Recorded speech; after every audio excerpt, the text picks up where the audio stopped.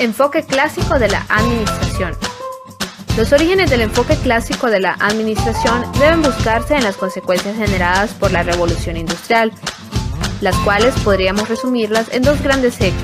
El primero de estos, el crecimiento acelerado y desorganizado de las empresas, y el segundo, la necesidad de aumentar la eficiencia y la competencia de las organizaciones. Surge entonces a principios del siglo XX cuando dos ingenieros con puntos de vista diferentes pero que se complementaron con relativa coherencia desarrollan trabajos sobre la administración. Uno de ellos, Frederick Winslow Taylor, estadounidense, quien inició la llamada Escuela Científica de la Administración buscando aumentar la eficiencia mediante la racionalización del trabajo del obrero, y Henry Fayol, europeo, quien desarrolló la teoría clásica, la cual se ocupa del aumento de la eficiencia de la empresa mediante la organización y ampliación de los principios científicos. La Escuela de la Administración Científica o Teoría Científica tiene sus principios en el siglo XX, ya que esta fue una época marcada por la búsqueda de la eficiencia, la racionalización, la organización del trabajo, la productividad y la ganancia como premisa básica de las nacientes plantas industriales herederas de los talleres fabriles del siglo XIX. Estados Unidos es el país donde se concentra el desarrollo histórico de la administración y del estudio de la organización. Es en ese país donde se dieron las condiciones más adecuadas para la concepción, difusión y experimentación de los principios de la administración aplicados a las empresas, lo que hizo posible el desarrollo del pensamiento organizacional dominante. Su principal autor, el ingeniero Frederick Winslow Taylor, nació en Estados Unidos en la ciudad de Germantown, en Pensilvania, en 1856 y falleció en Filadelfia en 1915. Procedía de una familia acomodada, abandonó sus estudios universitarios de Derecho por un problema visual y en 1875 se dedicó a trabajar como obrero en una empresa industrial siderúrgica de Filadelfia. Su formación y capacidad personal permitieron que Taylor pasara enseguida a dirigir un taller de maquinaria donde observó minuciosamente el trabajo de los obreros que se encargaban de cortar los metales. Y fue esa observación práctica de donde Taylor extrajo la idea de analizar el trabajo descomponiéndolo en tareas simples, cronometradas y exigir la realización de las tareas asignadas en el tiempo justo. La escuela científica nace en el año de 1903 a partir de los trabajos de Taylor. Fue una corriente de ideas desarrollada por ingenieros que buscaban elaborar una verdadera ingeniería industrial basada en una concepción eminentemente pragmática. El enfoque de la teoría científica era alcanzar la máxima eficiencia de la organización, es decir, su énfasis es en las tareas, desarrollando un enfoque de abajo hacia arriba, del obrero hacia el supervisor y gerente. La atención se centra en el método del trabajo, en los movimientos necesarios para la ejecución de la tarea y en el tiempo estándar determinado para su ejecución. Con la administración científica se implementó el concepto de Homo economicus, esto es, el hombre económico, en el cual se cree que toda persona está motivada por las recompensas económicas, salariales y materiales. La concepción de la organización es formal, ya que es similar a una herramienta de trabajo. Y para resumir las aportaciones de la organización científica, debemos decir que Taylor tuvo dos periodos importantes: el periodo de la administración de las tareas en 1903 y el periodo de los principios de la administración científica en 1911. Los principales aportes de la teoría científica fueron la organización racional del trabajo, que consiste en el análisis del trabajo en tiempos y movimientos, el estudio de la fatiga humana, la división del trabajo, el diseño de cargos y tareas, los incentivos salariales, las condiciones ambientales del trabajo, la estandarización de los métodos y máquinas, la supervisión funcional, los principios aportados por la administración científica como planeación, preparación, control y ejecución, y la eficiencia y la intensificación de la economicidad y producción.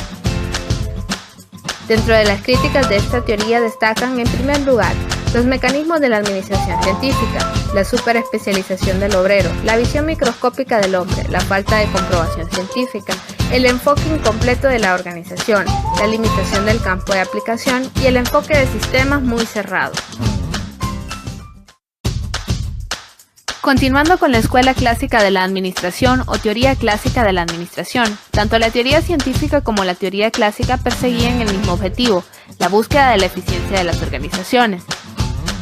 Es así que la teoría clásica nace en Francia en 1916 y su principal exponente es el ingeniero de minas Henry Fayol, quien expuso su teoría en su famoso libro Administración Industrial et General, publicado en París en 1916. Dentro del contexto histórico, la teoría clásica de la administración surge durante la segunda década del siglo XX. caracterizada por ser una época muy tumultuosa.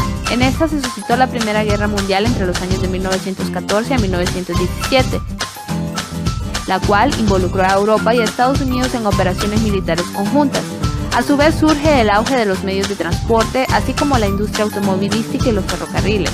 Nace también la aviación comercial, civil y militar, y a su vez se expanden los medios de radiodifusión y de prensa. Su principal autor, Henri Fayol, nació en Constantinopla en 1841 y falleció en París en 1925.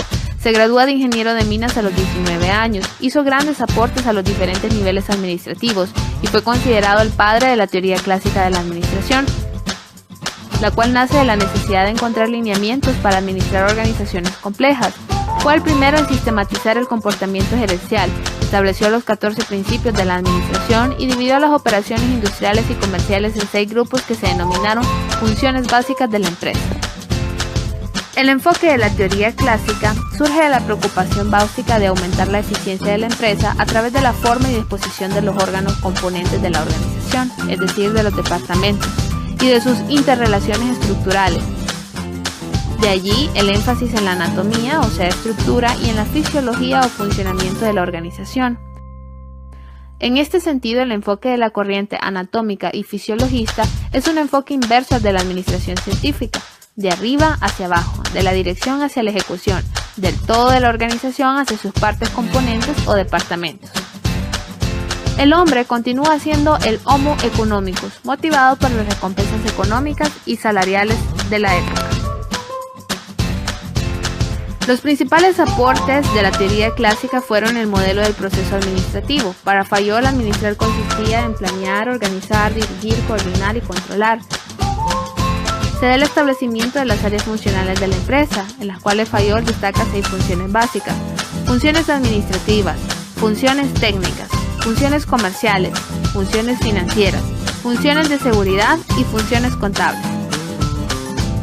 Otro aporte es el surgimiento de los 14 principios generales de la administración, entre ellos la división del trabajo, la autoridad, la disciplina, la unidad de dirección, la unidad de mando, la subordinación, la remuneración, la centralización, la jerarquía, el orden, la equidad, la estabilidad personal, la iniciativa y el espíritu de grupo.